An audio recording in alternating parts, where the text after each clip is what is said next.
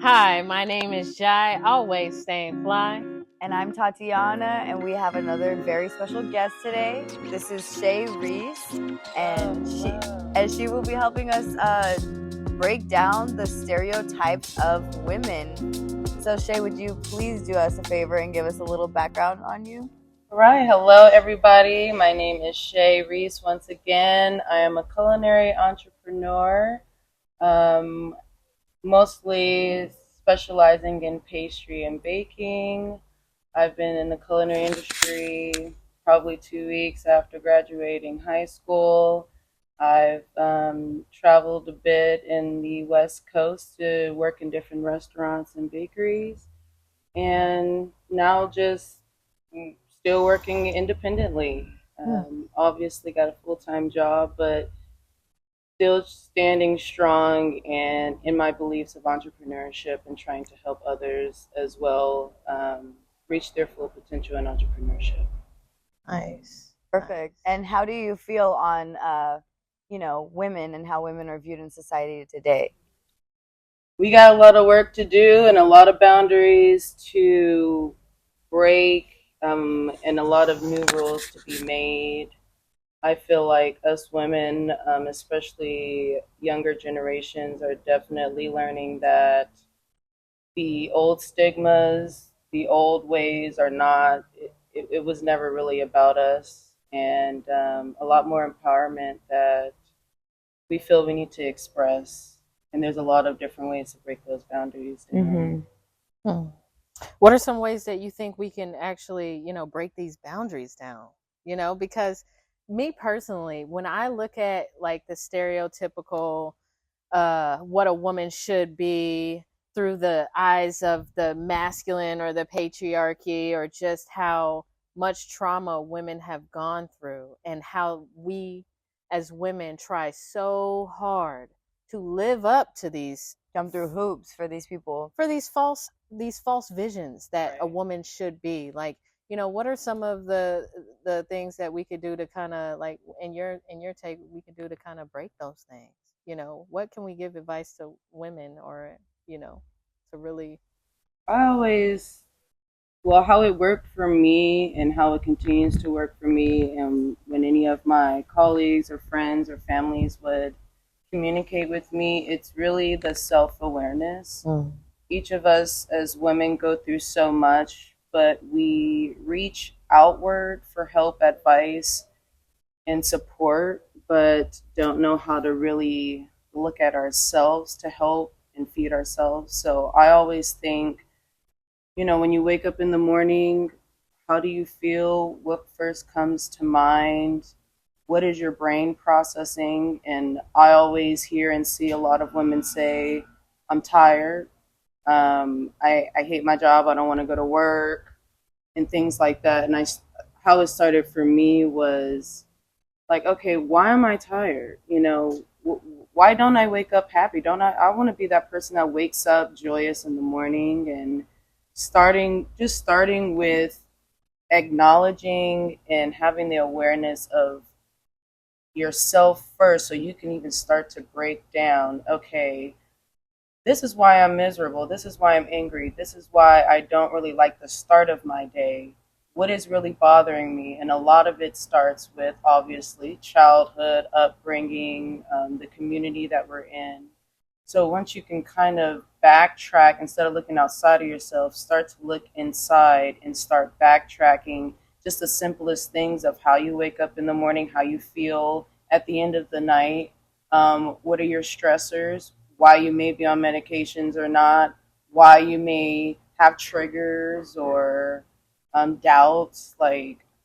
So, like, take an assessment of where you're at and how you can be better. Yeah, and like we all want that, like that perfect medicine, that perfect best friend, that perfect parenthood, that they can go to, like being raised by their parents. And I mean, out of all that, you still got to deal with yourself in the beginning and the end of the day. You can't really like put those necessities on other people or other environments. You can go there after you learn and dig into yourself. But if you're like, even researching on depression or anxiety, or it's like okay, you can find the answers, but how are you still going to deal with it within?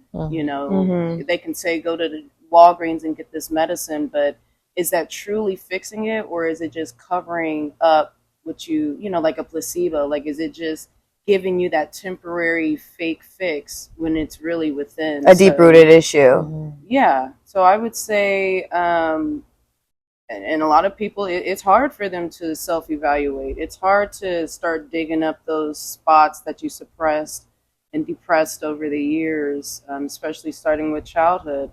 It hurt for me to do it, but it's like it feels good to kind of like wake up knowing who you are and what you actually need, instead of just I want to be a different person. It's like, okay, well, how do you start to break down like just who you even are and figuring that out? Because how are you going to fix something you're not really aware of? How are you going to make change within yourself when you're not truly aware of where to start, like how to begin? So I want to shine light on pretty much the stereotypes that are built up against us as women. And, you know, for example, like just from the men's point of view, that's why we have the name Pretty Girls Don't Speak, because people believe that women should sit there, obey, you know, not really have an opinion, take care of a household, reproduce, shave their legs, shave their body hair, fit the perfect mold, which is kind of creepy because sometimes the perfect mold is like a teenage girl. And that's how, you know, men and people that believe, you know, religious people sometimes even build up these stigmas against women instead of allowing us to be who we are. So I'm wondering, is there like any situations you guys want to bring up right now of like when these stigmas have affected you directly and you had to be stronger than that? You had to remind yourself of who you were and stay firm in who you are as a woman. You know what? Just so along in my journey, you know, even at a very young age, I started to really notice that the life that I was living was not even my life. I wasn't even fully aware of who I was because of what society wanted me to be. Even the thoughts of like, oh, I should be this way because this is the way it should be. Like, for example, just me even coming into my authentic self of like, you know, hey, you know, I don't want to dress too feminine. It's uncomfortable for me, but I cried myself to sleep and I forced myself to wear those type of clothings and stuff like that because I didn't want to be viewed by society like, oh, look at her, she's not following, you know, the regimen, she's not following how a woman should look, she's not, you know, doing the things, oh, she's not godly, or she's not in church, or oh, she's not Christian, she's not following a religion, oh, she's, you know, she likes women, like, oh my gosh, like, and every night, just from the societal programming, I used to cry myself to sleep because I was going against the grain of who I truly was, you know? And just those society standards of how a woman should be or look, it actually stifled my growth. Stifled my growth. And here I am in my 30s and, you know, just fully coming into my being. But I, you know, I think with the society programming, it's fear instilled and also just judgment, just judgment. It's self judgment to where it really forced me to always look outward for that outward validation. Like, hey, you know, I need to be like this because this how the world says is supposed to be, and it just wasn't. It just, you know, that affected me big time. It stopped my growth. It stunned me, and it just completely knocked me off of who I truly was. How long did it take until you actually came into like feel like yourself? Through the self-awareness, you know, it took me a while because I had to heal from the trauma and the pain, and I had to reprogram my perception on what a real woman is. Yeah, like I'm a nurturer, I am a teacher, I am a leader, you know, I am feminine, you know, I do want to ask you, what is femininity to you? That's a beautiful question, because it's really different to anybody Yeah. that you ask. And there was a song that went viral on TikTok not that long ago. It was the I Am Woman song. And when I first heard that song, I thought it was the corniest song ever. Yeah. And now I be blasting it like in my car. I'm like, I am woman. Yes. I am fearless. You know, I'm sexy. I'm divine. Yes. And, you know, I'm feminine. I am masculine. I'm everything that I want to be. Yes. And that song just really like encaptures what it feels like to be a woman, because there's so many levels to this. Like, it's so hard, and I'm sure it is for men too, but this is Pretty Girls Don't Speak. You know what I mean? So don't come over here when the men do this too, whatever. This is about women right now, and in today's society, you know, it's built against us. Yeah. People want to silence our voices. People want us to be the perfect housewife and whatever. And to me, femininity means you're allowed to be exactly who you are. Powerful, Yes. fearless, strong, independent, though that may be seen as selfish sometimes. You have to be exactly who you are, but know that you are creative, nurturing, can create life. You know, you are whatever you want to be. And to me, being feminine is owning your womanhood, owning what that means to you. I've seen some like straight up butch lesbians be the most feminine people. You know what I mean? And they don't let society judge them. They don't let these stereotypes fit their mold. And even the people that transition, you know, they'll be like, oh, my daughter still calls me mom. And it's because they're comfortable in who they are as people and as women, or as whatever they claim themselves to be at that point. And that makes people uncomfortable, but it don't matter. It matters how you feel about yourself and that you know what you are. That's right.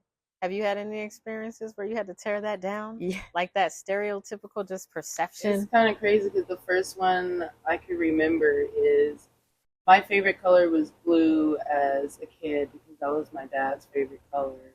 And all the way up until 6th grade, I wore blue so much that my mom and my stepmom was like, okay, we're concerned. We need to take you to start wearing more pinks, purples, and greens and pretty. Let's get some butterflies on you. Let's get some flowers on you. And I remember being taken to the mall and being like psychologically like, nope, that has blue on it. Like, I can't wear that anymore. And it wasn't like, I mean, I was raised around boys, so I guess maybe they were feared like I was going to be too tomboyish. But I wasn't into, like, I would wear dresses as a kid, but I would wear blue overalls with a blue shirt under it and like some white and blue Nike. You know, like I wasn't trying to be a tomboy because I didn't even know what that was, but I just wanted to wear my favorite color. And it's crazy. Like I would still talk about it today. Like, y'all remember when y'all was like done with me wearing my favorite color and then kind of like, okay, here's your purse. You know, like let's get you some earrings. Like let's start getting you into what a pretty little girl should look like, even though I was playing with boys outside, scraping my knees and riding skateboards. So it's like, it started pretty early for me. Not that like it stuck, because by the time I got to 9th grade, I told my mom like I'm going back to blue. Like but it's a literal psychological thing that I had to contemplate. Like, I like to wear dresses, but I also don't like tight-fitting jeans. Yeah. You know, I don't like bras all the time. You know, like I can pick and choose. What if I want to wear a sports bra instead? Or what if I don't want to have my hair done every single day?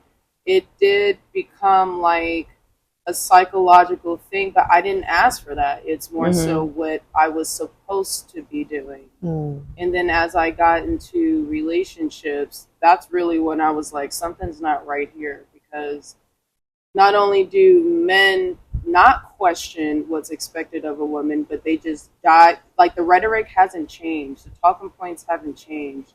So from the women being a breeder to a housewife to a housemaid to being subservient, those talking points, like we're that on our own. So like when you're in something committed to where you feel like there's partnership, and it's not, because you see yourself doing a lot more of the partnership, and then you ask a partner about it and they're like, well, that's what you're supposed to be doing, and like, let's get you pregnant, or let's, like, I've literally been asked, um, are you going to have a bit, like, do you plan on having your business long term? And I'm more so like, you met me having a business. Like, this is my second business. Like, what are you talking about? And it's more so the idea of him trying to persuade me to, oh, like, this is just a phase because eventually I will be barefoot, fat, and pregnant. Like, let's try to like get, like, win you out of what you're doing because you're too masculine. The masculine energy, especially from the Kevin Samuels era, that became like the talking point of almost like everything I did that was like highly influenced, very independent, very entrepreneurial, was seen as too masculine. You have too much drive. You have too much doing energy. Feminine energy is more relaxing and nurturing and in the house. So I kept being asked, like, well, how long are you gonna have this business for? And how do you want to be a manager at your job? Because it just seems like you're doing a lot. And I'm like, well, what are you trying to say? Like, what point are you trying to get me to? And it was flat out, let's get you to being a stay-at-home mom, and let's, like, you don't have no kids. Let's, like, you're kind of not doing what you're supposed to be doing in your nature. What you're supposed to be doing. I love that you said that.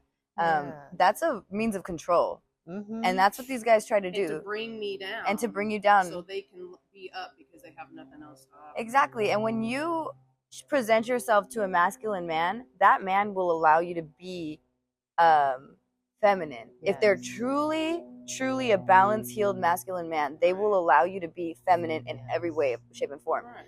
However, when you present yourself as a very strong, independent, masculine woman to an insecure ass man, they're going to try and turn you down because you're emasculating them. And then that's when I want to turn that up a little bit and be like, well, you ain't shit. I'm doing more than you. I make more money than you. I look better than you, like, whatever, because it really pisses me off that you would have the audacity to try to put us down as women. And that's so crazy because that whole thing about your favorite color, like, you probably were in your head like, am I gay? Because, like, why are they trying to change me? Like, I think it was more so like, what's wrong with me wearing any color that I like? Anything. 'Cause I didn't think, okay, blue is only for boys. Like, it wasn't like I was playing with trucks and I was like, okay, but I was raised around boys. I was always getting dirty. Like, I would play basketball with it. There was no other girl to chime in, so everything else was okay because I was only around boys. But when it came to me and my personal favorite color, it's like, okay, why is this now a problem? They made it a thing. And it's just my favorite color. Like, some people's favorite color is yellow. Are you going to tell me that, okay, that's too, like, I didn't know that your, whatever your feminine or masculine energy, it had to go with a certain color. So now it's like, okay, I wasn't thinking I was being too much of a boy or whatnot. I'm just like, well, I don't like pink. Yeah. Like, I don't like yellow. Like, even, I'm not trying to be a boy. I just don't like other colors. Like, why is this such a big deal for me? Because I didn't know what gay was in the 6th grade. I wasn't even focused on that. So it was like... But they had you in your head, like, what's wrong with this color? I had to psychologically, like, for a minute, reach for clothes and be like, I like that, but let me see if they got one that has a little bit more pink. Or let me get the pink shirt instead of the blue shirt. And then it's like, okay, now I'm performing. Now it's not you. That's cute. But that's why I literally was like, Ma, like, if we're going school shopping, I'm picking out what I want to wear. And at a certain age, like, she didn't care anymore. I think my 2 moms were kind of scared of me not being as feminine as I can be, which I was feminine as a girl. Like, I liked little girl things. I mean, I didn't play with Barbies like that, but it was like, I don't see why they were so scared of me maybe becoming too masculine. Wow. And that even goes deep within the subconscious programming. Like, wow, you had 2 elder women here who think and perceive as femininity as, like, being those in that pink or prissy, and this is how things are supposed to be.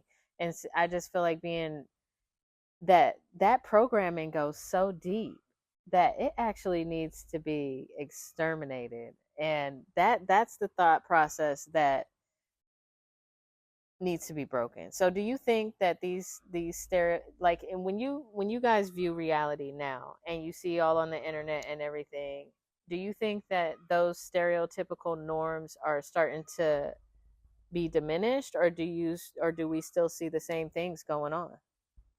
According to TikTok and the 4B movement in Korea and the feminist movement, like it started, I feel like, think everybody who even was in the feminist movement back then, because maybe it didn't have a drastic change then, but now we have the 4B movement, and now it's coming to the West. Can you touch a little bit on the 4B movement?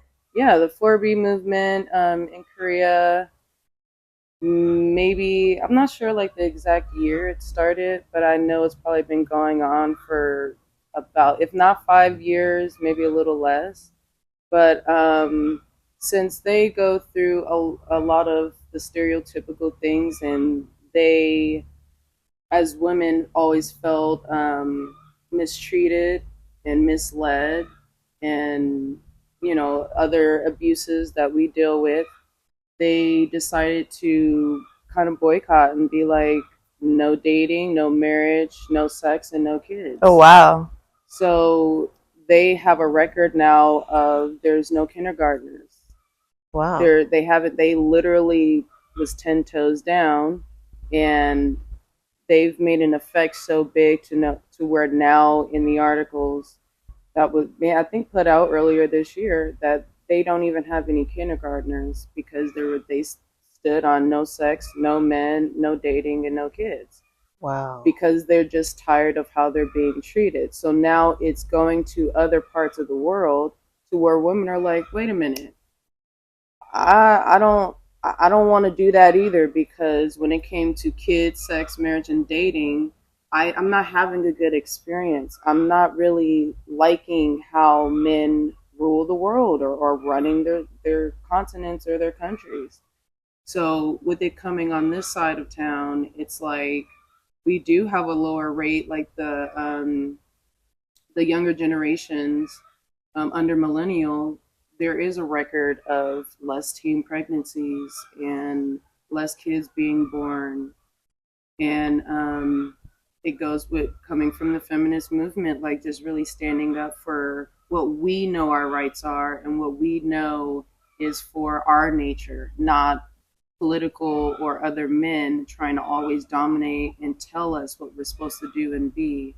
So I do think things are changing, because like it's working for me, like it makes sense. Like, not to say we hate men, but we need to, like, how can you ever see something if you don't ever stop and look on the outside, like be the outside looking in?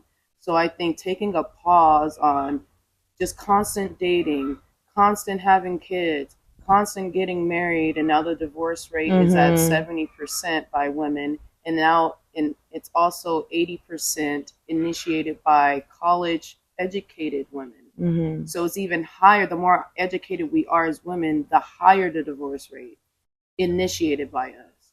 So there is like statistics that's showing that we're kind of fed up and over the rhetoric of what we considered the norm, and not only in the 4B movement in Korea, but out here in our statistics of births and divorce rates. Those two are like really showing how change is happening. And you do have some people who are eating that red pill crap, and that's like, no, I need a man, I love a man, and I can't wait to get married, and XYZ. But I mean, signing papers for a state is really just giving up your, for a tax break, and for the state to control what you do or don't do. Like, it's really a piece of paper. Like, I mean, the reason why we even chase marriage is kind of a question. Is a societal norm. Yeah, like the reason why we have kids is, well, you'll talk to your grandparents, and they're like, well, where are my grandbabies at? And you still single and going, where your man at? So even from being around your environments that are still stuck on these rhetorics and these statistical like norms. It's I think for sure that times are changing, and if we can just keep these conversations going, because there's older generations too that are like, man, I really wish we had these conversations because I was young and dumb and I did follow that. I don't know what the big shift is. I just know what the feminist movement, the 4B movement in Korea, like between those two, like these are some big changes that are shifting parts of the world And breaking down those norms. and just to see it happening, just to see there's no kindergartners, like F around and find out, because there'll be no kindergartners. And then now they're paying women in Korea to have kids. I think it's like 175,000. Wow. They're like, well, we'll pay for everything. The health insurance, don't worry about it. All And of a sudden. healthcare, don't worry about it. Why? Because you're going to need an army. There's going to be nobody running your companies, your businesses, if you don't repopulate, right? So the repopulation rate is getting lower and lower for certain parts of the world because we're done with it. We just really want to enjoy our lives as individuals and learn who we actually are as women. How do we define that? How do we define femininity? And how do we enjoy our masculinity without being labeled? Upon? Right. Mm-hmm. So I mean, our freedoms is on us, not by the next law, not by the next president. You know, like what are we waiting on? I really think that's what it is. Like, what are we waiting on? I think also too, like the stereotypes that are cast onto women is also created by other hurt women that have had that casted on them. One thing that comes to my mind is I was 17 and I had my first job and I worked at Dickie's Barbecue Pit. And there was this girl, I don't even remember her name. And she had the most jacked up makeup you'd ever seen in your life. Like just the worst eyeshadow, never blended out, the thickest eyeliner. Like you could tell she did it with like a pen, like you know, like the eyeliner pens, and it was not sharp. And and I didn't care, like I didn't give a fuck until one day, like I'm there, I had no makeup on. I'm 17-year-old girl, so my face was like not affected by makeup previously. I had my hair up because, you know, I'm in food service industry job. So like, I don't want my hair falling in the food. And she pulls me to the side and she's like, hey, so I'm not trying to say that sex sells, but if you could please put on, you know, just a little bit of makeup in the morning and maybe just like comb your hair really nicely. Bitch, I work at Dickie's Barbecue Pit. You want me to like dress up like I'm working at the Four Seasons? Right. Like you're acting like this is some like, and then like I didn't tell her this, but first thought in my mind, I'm like, girl, you don't even know how to do your makeup. You should not wear makeup, honestly, because you look worse with it on, I'm sure. And that really had me heated and in my feelings about it.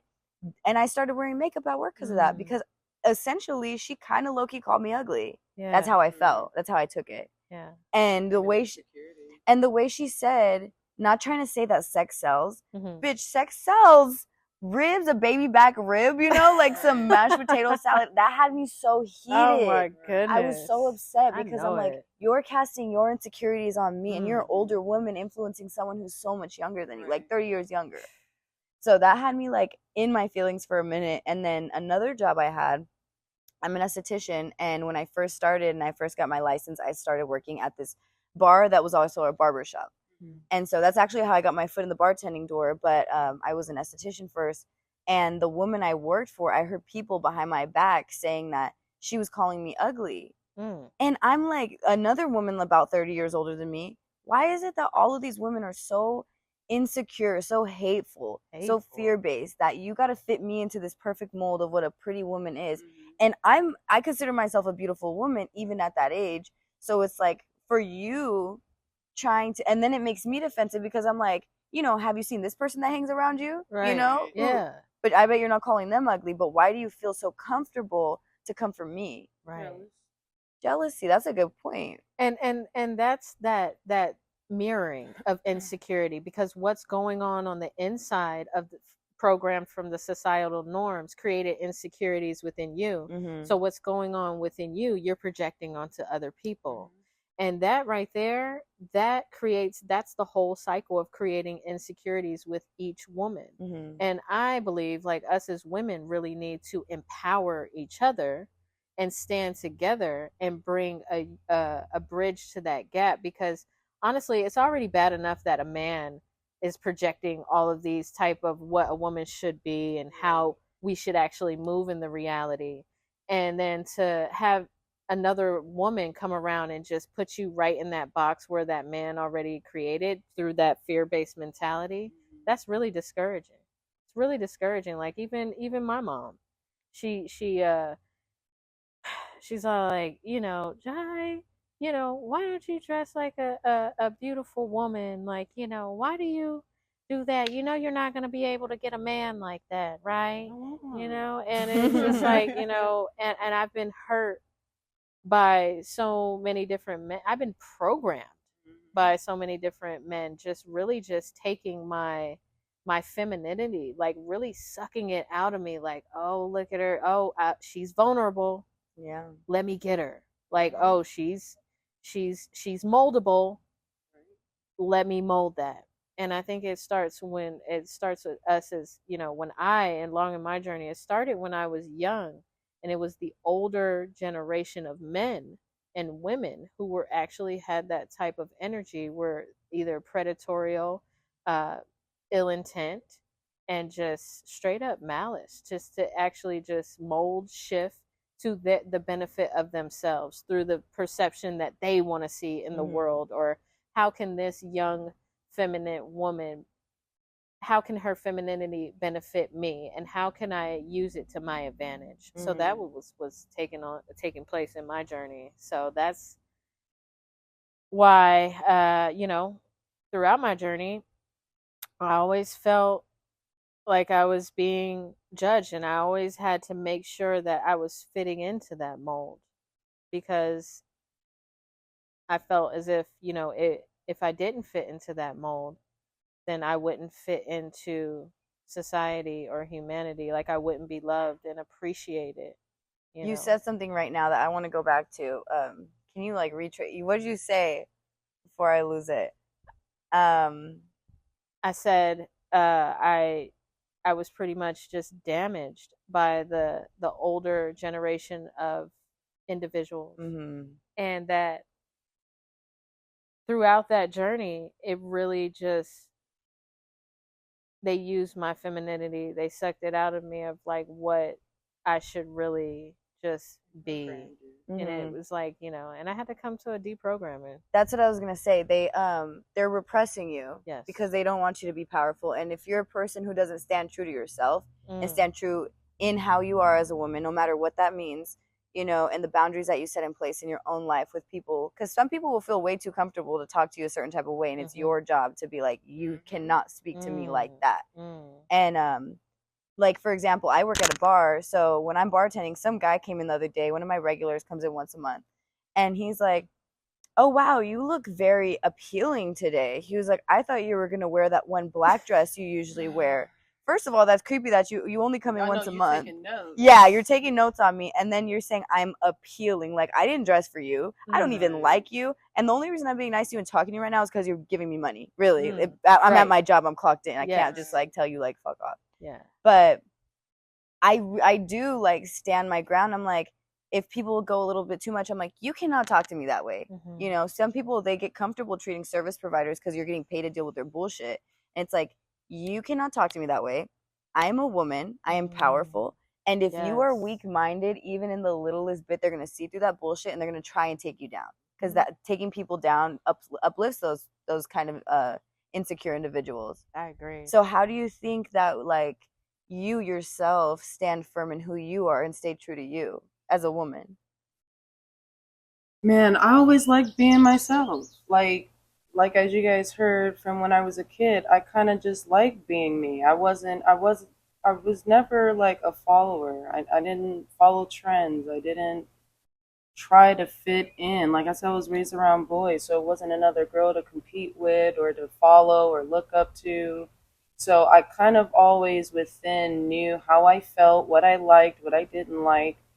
It was more so just being impressed by everybody. And when you have older people around you, you think, well, they know better and they're right. And when you got parents that do say I'm right, you're wrong, it's just kind of like it conflicts with what you always think. But then I've always seen how other people live their life. And like I said earlier when we started, look at how they wake up, look at what they're angry about, look at what they lash out on and their triggers. So I've always been the quiet one looking back and being observant. I was never really the talker before I thought. I was always the thinker before I talked. So to stay out of, I guess, the influence, I mean, I guess it could be judgmental when you're like, I don't like the way you live. Like, I'm not effing with you. Or in school, like, I literally got rid of some friends in high school because they started cussing or they started fights or like whenever they changed and they didn't resonate with kind of who I was or what I liked around me, I would just slowly back away. I would come home from school and my grandmother would be like, oh, what happened to such and such? I'm like, we're done. Oh, well, bring your friend over. What friend? Like, it was at a very young age of like, I didn't need to fight my way out of liking a girl or cuss her out. It was just slowly backing out of things that didn't fit for me. And even in today, I may not have the biggest clique of friends but I have the same, maybe on one hand, same amount of friends that didn't try to manipulate me, use me, abuse me, and they just kind of let me be and do how I did things. So that kind of helps me to know, well, as long as I got one or two friends, like I'm not tripping. I just think it stands from loving yourself. When you love yourself, you're not constantly molding, you're not seeking validation, changing like from one trend to the next, and then your identity kind of gets its footing because you're used to being who you are in your own skin. Now I think I was more influenced around men or persuaded or manipulated by men because I was so focused on like, oh, I can get rid of a girlfriend, like, she, if I hear she talks ish about me, like, we're done. But when it came to men and liking that validation of them saying, oh, you're pretty, or getting the attention and being male identified because that was the thing. And it's just like that, I think, was the most discouraging from me losing myself at points in my life. Like, I really think it's from the manipulation of men because when you like their attention, anything they say can kind of like feed you in a way you didn't even know. And then you're like, wait a minute, who am I? Like, I wasn't this person before we met, but since you like me, I'm not even going to question it that much, because I feel good or we look good together or I can say I got a boyfriend. So I think those are, some vulnerable times to where, like Jai said, being molded. They saw when I was naive. They saw when I was vulnerable or just young and dumb, and they, like, ooh, I can kind of see in her eyes like she hasn't learned yet of how to stick to herself. So let me try to like see those gaps and kind of fit myself in there. And then when they fit themselves in there, they become a part of like your DNA, and like they end up changing you psychologically, physically, emotionally, and you're like, what the hell happened? But I don't know how it happened. So now when you're on the outside looking in, you're like, no, I'm going to go back to who I know I am and stand 10 toes down, even learning from those mistakes and still going back to who you are. I think that's the only way I keep myself sane, is from really continuing to be that observer instead of that follower, and just really making sure that, you know what, it tickles me the wrong way, man. I can't. I have a question because I know that you're very passionate about your business. You love your job, entrepreneur. So one topic that is very, very interesting to me is the topic of when you work with a man and he's a boss and he's bullying everyone. He rips these people a new one and, just ruthless. And that's how you get to the top, is by squashing the people under you. But when you're a woman and you're in the workforce, you're expected to be polite. You can't say too Soft. much. Soft. You got to look pretty. You got to wear a dress too. Like you Mm-hmm. can't be a boss without being a bitch. Mm. And that's what a lot of people, I'll hear guys at my job, and I'm a bartender, so it's like on such a smaller level. But when there's a girl and she's a manager and she tells them, hey, like, do this, if that was a man, they would just shut up and do it. Right. It's a woman, fuck that bitch. Right. Mm. And I'm like offended because Yeah. I'm like, you wouldn't have said that to a man, like Sure another wouldn't. manager we have or nothing. Sure wouldn't. Y'all would respect them. So, like, do you have any instances where you've had to be a powerful woman and people viewed you negatively? Or, like, how do you deal with situations like that? I would, for one, say the culinary industry is very male dominated. Um, so whenever you have a chef, they're mostly men. And then the whole stigma of saying yes, chef. Mm. Yeah, that didn't I hate really, that. Oh my that gosh. didn't last with me too much. It's very high on an ego thing. So I kind of got out of like kitchens and started going to more women dominated jobs like bakeries and more pastry jobs.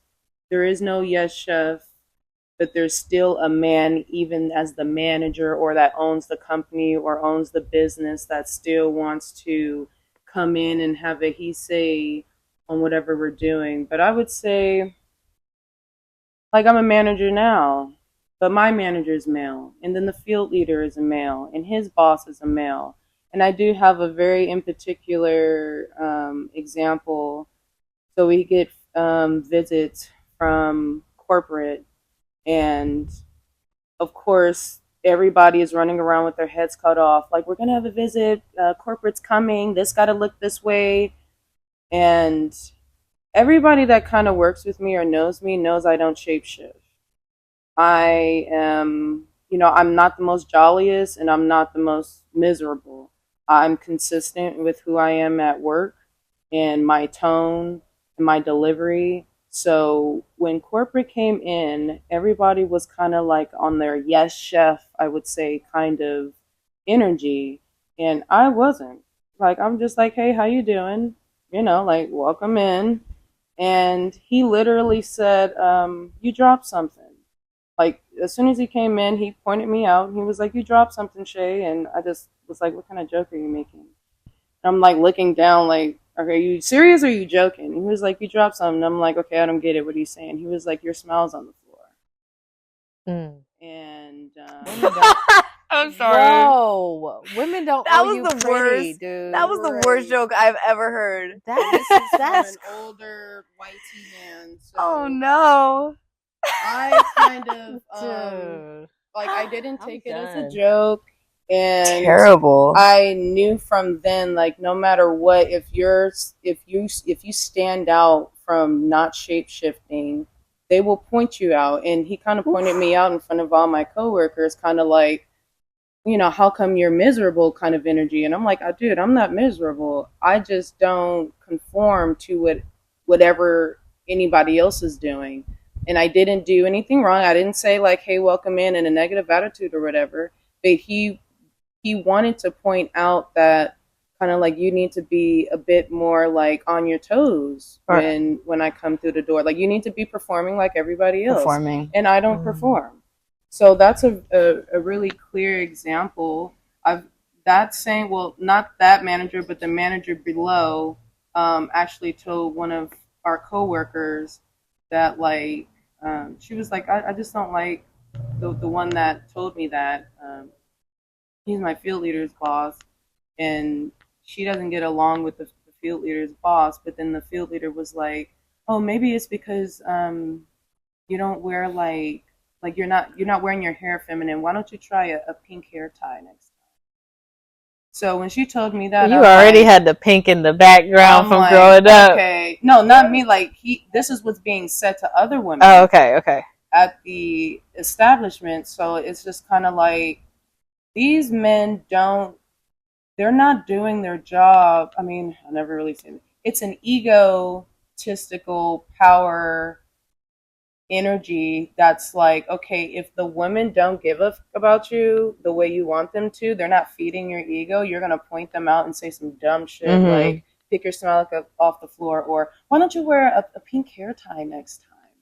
And it's just kind of like, I'm not here for you, dude. Like, I don't perform for you. I'm not your child. I'm not your girlfriend. I'm not your wife. I'm not none of these things that you want me to be. And in this industry, in food, like, it is hardworking. It is, blood, sweat, and tears, kind of hectic, fast paced environment. But I can execute it without needing somebody to be under me. Like, I'm a manager and I can train and I can coach and things like that. But not once have I talk to a man different than I talk to a woman, or try to make somebody like I'm the boss, I'm this, I'm that. So when somebody tries to do it to me and I'm not molding, like, I swear the whole shift shaping when a manager comes in, or when it bothers me so much, because you'll see people that you actually like literally like change, and then they're like, kind of like this yes ma'am or yes sir, and it's just like, you don't have to do that. You don't have to become somebody else in order to be a pretty decent employee or a great person. But the whole pick your smell up off the floor, like, I was embarrassed, but I didn't transform then. I didn't laugh with it as a joke and, oh yeah, like, you're right, like, I could be. No, it's like that just kind of proved to me, like, who you are you as a guys are person. snakes, dude. Like, if it was a younger version of me, I probably would have like wanted to change or cried in the bathroom, like, but now that I'm older, everybody's like, well, how come you don't, like, because I'm not, dude. Like, I don't have to and I don't need to, and we need to break the norm of being intimidated by anybody who's above us, or people who we are, even if we are intimidated. But I always tell people, if Barack Obama came in, if Trump came in, I'm not fucking kissing no feet. I'm not. I'll shake your hand, nice to meet you. I get it, the whole starstruck thing, get a picture, but I'm not like going to change. Chris Brown can walk in, I don't care. Like, the whole, oh my god, like, I'm so fan, I'm such a fan. It's like, that's that, you don't know who you are at that point. You don't even realize you'll do anything in that moment, because you don't know who you are. Their power can switch you so quick. And I think a lot of us need to realize that we're performing half the time or most of the time. And then when we go home, that's when we're miserable. We wake up upset. We don't get sleep. We're stressed out. We're aging quick.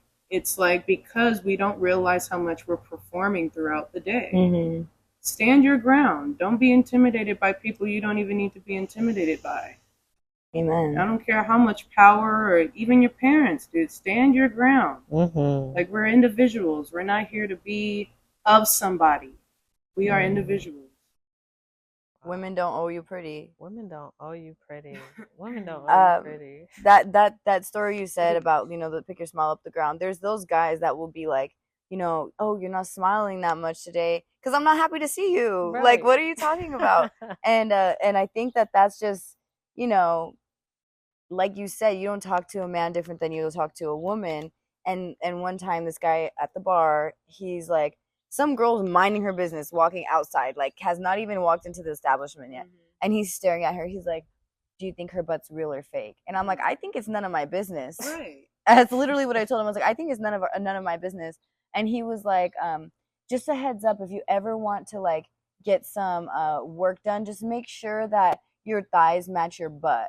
And I was like, well, I'm not planning on getting any work done.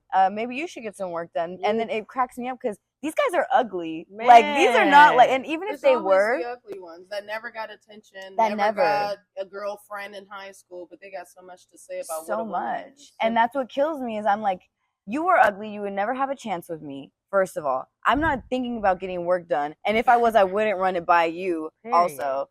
And it just cracks me up that they're so confident and comfortable in saying these things to beautiful, strong, powerful women. That girl was gorgeous that had walked through the door. So I was like, I don't know why you even care. Right. Like, that's sickening. When you're like walking in and out of the gas station, or just like out and about, and some man's like, you should smile more. I used to think that was kind of like, dang, like, do I have bitch resting face? Like, dude, like maybe I should, like I am happy, like maybe I should show it more. But no, it's more of a programming of a guy should always have the right to tell you and say how you should look, feel, do, be.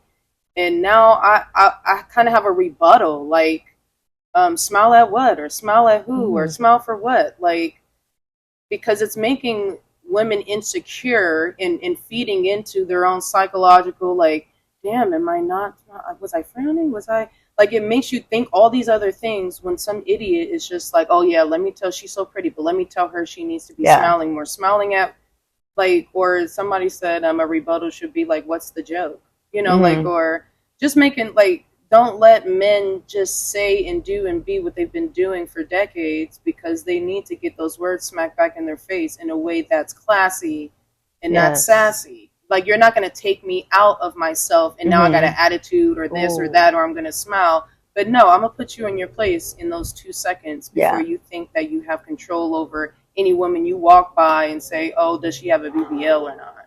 Or, like, they just get, the audacity is at an all-time high, and they feel like they're so woman identified that they feel like anything they say is validated. Like, they can talk about a woman from how cute or ugly she is. They could rate her. They can say, like, you're getting too old. You need to have kids by 35. Like, they have so much in here. I'm like, where are you getting this from? Yeah. And who said it? And they believe it. They believe it. That's why they're having a hard time with women speaking up for themselves. They believe it. You literally just were talking about everything you just said was one guy too. Also at the bar, it's always these guys that they have to pay for a woman to deal with their shit, right? Because no one's dealing with their shit. Nobody wants you to. No, and that's the thing is, some guy comes up a solid 2 on a good day, literally. Yeah. I'll give him a 3 on a good day. Okay, terrible personality. Nobody likes talking to him. Always coming and rating me and my coworkers. He comes in every day. First of all, if you're going into a bar every single day, you need a life. Yeah, you're already a cornball.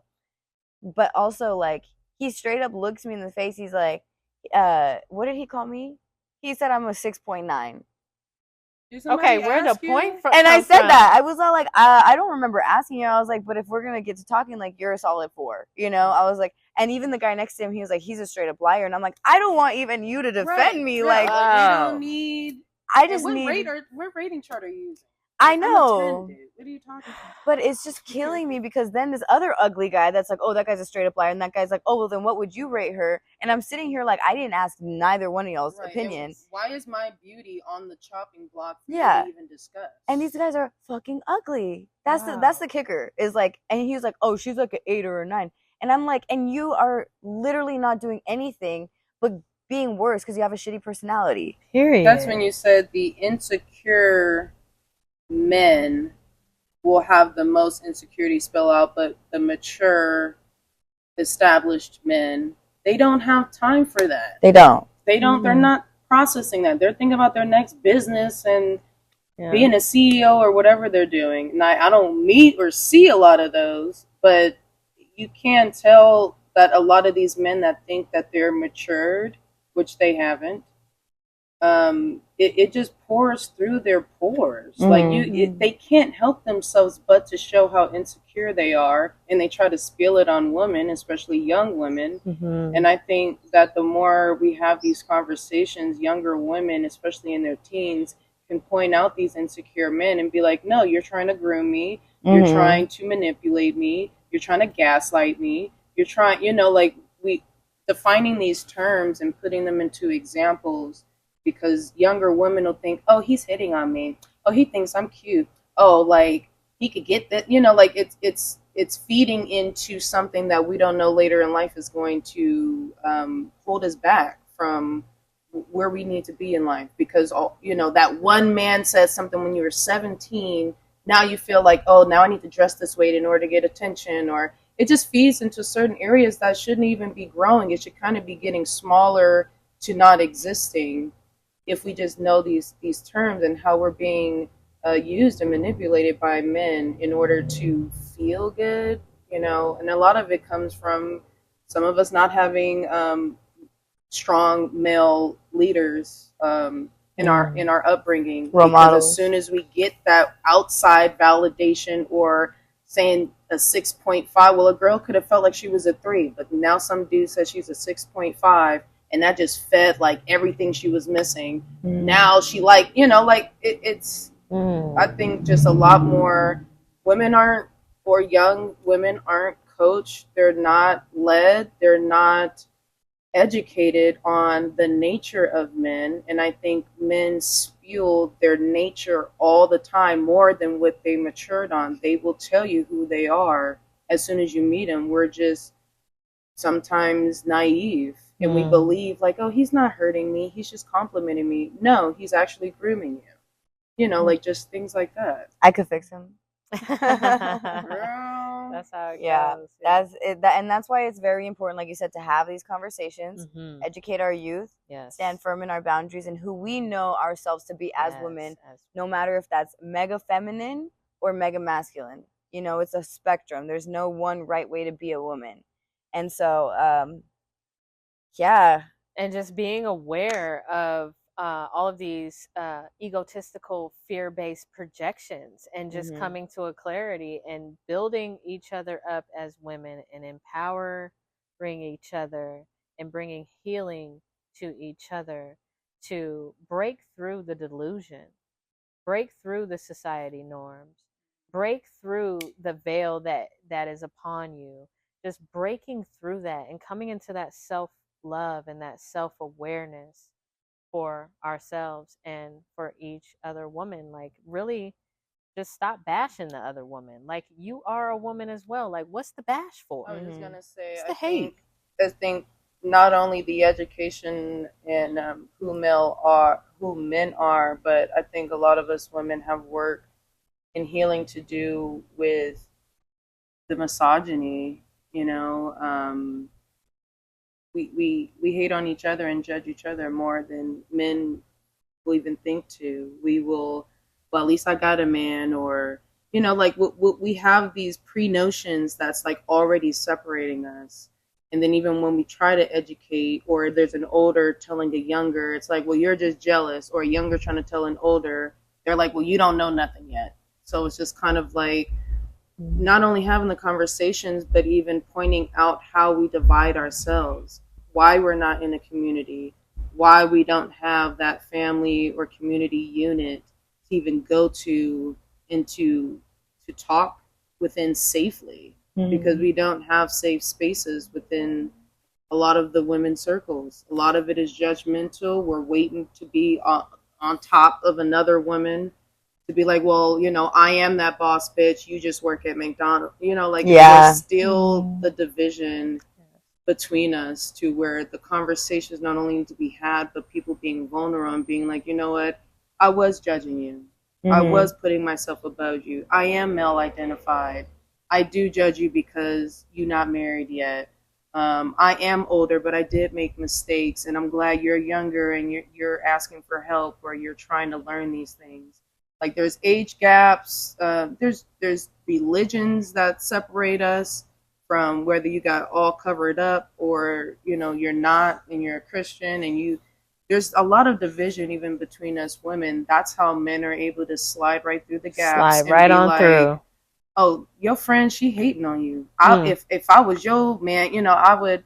So I just think like a lot of it can start with us women realizing, looking at ourselves, realizing why we're not our happiest being, and then outside of us being like, okay, let me go talk to that friend that I let go maybe a couple years ago because I was hating on her and I judged her harshly. Let me go talk to maybe my mother or my aunt or whatever because I thought she didn't know nothing when I was 17. Let me, that coworker that I didn't support her when she got pregnant and she lost her job, whatever it is, like, just really owning what you want to see, really start breaking that down within you and being like, I really want to be that example that I want to see, instead of just judging other women, hoping that they'll just get to a point that you're at, because we all got insecurities, and I think we can all be a bit more vulnerable within our communities as we're trying to, everybody likes girlfriends, everybody want to be on that girls trip, but we can't seem to get a group of women that can just get along. Damn. Or some that are just not male identified. Why are we all male identified to where you on a vacation, you got one talking to her man all day, you got one texting all day, you got one taking selfies for a man on Instagram all day? It's like, how do we even connect when we're in groups with women? We all like each other, but how can we still grow in digging to each other and help each other, really be a support instead of it being for show and temporary, you know? So. Yeah. Well, you know what? I really am so grateful that you came to speak to us. You really hit Thank you, guys. everything on the head, and Yeah, it's powerful. because we've only had like this. You're our second Yes. special guest, and I just feel like it creates. Me and Jack could talk all day long, but when we have a whole nother pool of just experiences and insight, yeah, it's just great hearing from another powerful woman. Yes. So, you know what, you guys? This episode Oof. of Pretty Girls Don't Speak was based on breaking the stereotypes of women Yes. created by men, or what did you call it? Men identified women. Male-identified women. Yeah. So, this was Shay Reese. I'm Tatiana. I'm Jai, always staying fly and